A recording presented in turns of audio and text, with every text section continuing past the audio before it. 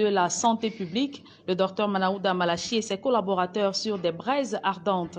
La Chambre des comptes a découvert des surfacturations énormes dans l'achat des équipements et prestations de services et des irrégularités grossières dans les procédures des passations des marchés publics. Jean Pochoudiat.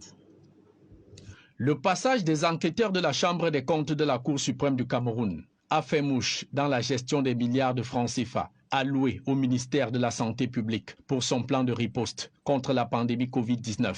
Sur la liste des premiers suspects, le chef de ce département ministériel, le docteur Manaouda Malachi, plusieurs fois accusé de façon péremptoire de détournement de fonds Covid par le député SDF Jean-Michel Ninche. Au cœur de ce scandale financier, la surfacturation par 10, voire 15, des budgets affectés à chaque rubrique du plan de riposte de la santé publique, avec comme moyen d'action la violation systématique du Code des marchés publics, au nez et à la barbe du ministre délégué Ibrahim Talba Mala, le chef d'orchestre en principe des marchés publics au Cameroun. Ainsi, le gendarme des finances publiques tombe des nues devant l'ampleur des malversations des 45 milliards de francs CFA du Fonds monétaire international déversés dans le portefeuille de Manaouda Malachi. Premier point saillant du rapport de la Chambre des comptes, le cafouillage dans l'attribution de 95% de marché à un seul prestataire, Medilin Medical Cameroun SA, qui a empoché 24 milliards 500 millions de francs CFA, soit la moitié de la dotation globale du ministère de la Santé publique. Fait hallucinant, relève la Chambre des comptes. Medilin Medical Cameroun SA était en veilleuse depuis sa création le 13 septembre 2017, avec un solde d'actifs financiers nul sur ses comptes au 1er janvier 2020. Le prestataire signant ses premiers contrats le 19 juin 2020 avec le ministère de la Santé publique. Medilin Medical Cameroun SA a donc été réactivé pour les besoins de la cause, en conclut la Chambre des comptes de la Cour suprême. Deuxième rubrique où l'opacité de la gestion et les irrégularités procédurières se passent de tout commentaire. L'achat des équipements de protection individuelle de 2 milliards 900 millions de francs CFA budgétisés. C'est plutôt 23 milliards qui ont été dépensés, soit un écart de surfacturation de 20 milliards 845 millions de francs CFA pour un préjudice de 2 milliards 277 millions de francs CFA à l'État du Cameroun.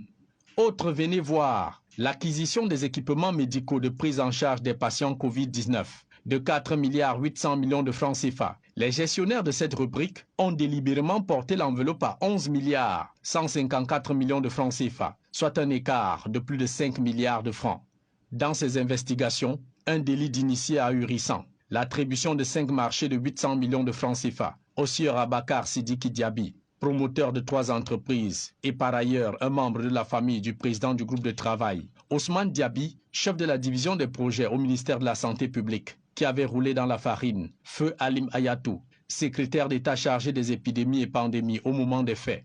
Dans ce feuilleton Covid-Gate, l'achat des ambulances est un autre serpent de mer, avec dans le coup le fameux Medilin Medical Cameroun SA et son acolyte la société Yahoo Farm, tombé comme un cheveu dans la soupe Covid-19.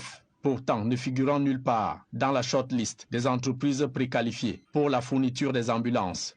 Des 880 millions de francs CFA engagés pour l'opération, aucune ambulance n'a été livrée depuis le décaissement des fonds le 20 août 2020.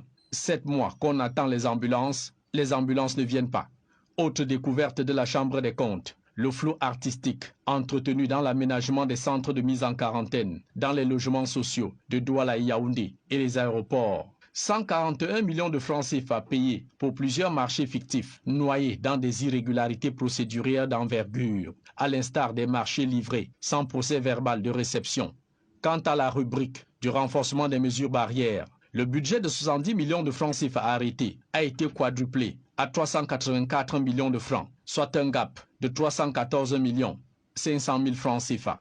Et au chapitre des tests de dépistage rapide, budgétisé à 4 milliards 740 millions de francs CFA par le gouvernement. Manaouda Malachi et ses collaborateurs ont impunément claqué 25 milliards 800 millions de francs CFA pour un grand écart de 21 milliards 800 millions de francs.